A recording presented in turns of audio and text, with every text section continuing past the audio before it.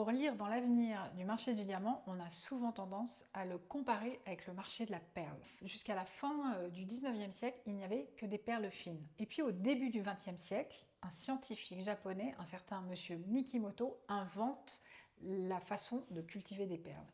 À partir de ce moment-là, la production explose et la perle de culture devient totalement banalisée, son prix chute. Mais aujourd'hui, renversement de situation. La perle fine n'existe plus sauf dans les salles des ventes où elles sont achetées par des collectionneurs à des prix stratosphériques. Le marché de la joaillerie d'aujourd'hui utilise des perles de culture de très haute qualité, notamment des perles de Tahiti, qui en plus sont réputées éco-responsables parce qu'on a montré qu'elles favorisaient l'assainissement de l'écosystème marin. Donc elles ont toutes les vertus. Mais est-ce qu'on peut comparer une perle à un diamant de synthèse? Ben non, la perle est faite dans un organisme vivant, l'huître, alors que le diamant de synthèse est fait dans un four, un truc hyper technique qui ne fait pas du tout rêver.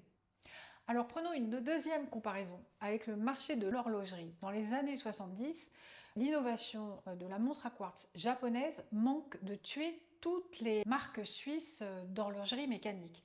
Mais les marques de luxe suisses se sont totalement réinventées depuis, sont montées en gamme, ont travaillé sur un storytelling autour de l'artisanat, de l'unicité et ont fait des montres mécaniques le segment le plus haut de gamme de l'industrie horlogère. Alors, le futur du diamant, plutôt comme la perle ou plutôt comme l'horlogerie? À vous de me le dire.